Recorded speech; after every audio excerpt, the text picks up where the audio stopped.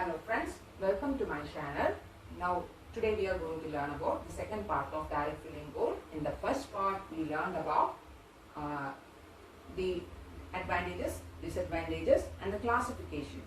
And the first two classifications were the foil gold or fibrous gold and then the electrolytically precipitated gold.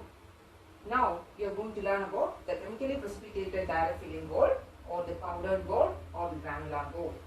And essentially we use a solution to make the chemically precipitated gold. It is always 15 micrometer and size less is that 15 micrometer. This chemically precipitated gold powder size, and it comes in three forms mainly: the encapsulated gold, golden and easy gold. Encapsulated gold, golden and easy gold. We'll learn about encapsulated gold here. In this encapsulated gold, the chemically precipitated gold powders are coated using a wax coat. A soft wax is used to coat this powder, and then it is encapsulated using a number 3 gold foil. Okay, the same thing is done in golden too, but in golden the gold particles are closely packed than in the encapsulated gold. And in easy gold, the manufacturers say that it is easier to manipulate. It only requires hand pressure for condensation, and we can use amalgam condenser instead of this specially made hand mallet that we use to condense other type of golds. We use hand mallet and special type of instruments for the manipulation of direct filling gold. We will make a video later on about that, but here we don't have to, in easy gold we don't have to use that. We can use the amalgam condenser for condensing the easy gold, and manufacturers say that we can use the amalgam condenser, and we can only the hand pressure is only required. We don't require a mallet and all.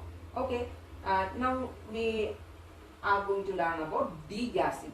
Degassing is the process of removing surface impurities from the gold, direct filling gold, and it is done in 650 to 700 degrees Celsius. This range, this is done in this range, 650 to 700 degrees Celsius, until the gold becomes dull red in color. And there are two methods. One is in an open flame, and we directly take the gold foil and it is heated in an open flame. This flame can be made using gas or methyl alcohol. Methyl alcohol is preferred, and it takes more time compared to the next sort of method. And in next sort of method we use bulk amount of gold. We take a container and we take bulk amount of gold, and it is degassed in an open flame like this, but in a container. We can heat it in a open flame, or we can heat it using an electric heater. Okay, but bulk amount of gold is taken.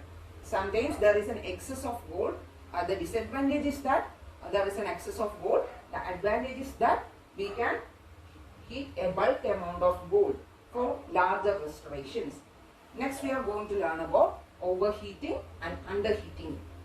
Overheating makes the gold stiff and less ductile and difficult to condense.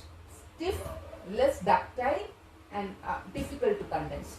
And underheating makes the gold partially cohesive. Surface impurities are not removed entirely. We learned about the ammonia being coated on it, and surface impurities are not removed entirely, and in underheating there may be carbon inclusions also on the surface of the gold. And for the first two classifications, that is the gold foil or fibrous gold and the electrolytically precipitated gold, it only takes 1 or 2 seconds. For the first two classification, it takes only 1 or 2 seconds for degassing, but for the third classification, it takes 15 to 20 seconds. It takes 15 to 20 seconds for degassing. And we can learn about an exception here. In powdered gold, we can only heat it in an open flame. We can only heat it in an open flame because there is wax coating in all three encapsulated gold, molten and easy gold. So this vat should melt. So we can only do it in an open flame. So we learned about a solution that is used to make this chemically precipitated gold, that special solution that is called aqua regia. You may have learned it in your junior years. And in aqua regia, the gold alloy is mixed with the aqua regia. And aqua regia is nothing but 3 parts of HCl and 1 part of HNO3. 3 parts of hydrochloric acid and 1 part of nitric acid. And when this is mixed, gold is mixed with aqua regia, tetrachloroauric acid is formed. Gold mixed with aqua regia makes tetrachloroauric acid. Okay, then this tetrachloroauric acid, sodium metabisulfate, ferrous sulfate is added. To this tetrachloroauric acid, sodium metabisulfate, ferrous sulfate is added. And they are reducing agents. This makes the gold precipitate. Aurum is gold. This auric means aurum, that is gold. The gold from the alloy gets converted to tetrachloroauric acid when it's mixed with aqua regia, and this aurum, this gold, precipitates when sodium metabisulfate and ferrous sulfate are added as reducing agent to this tetrachloroauric acid.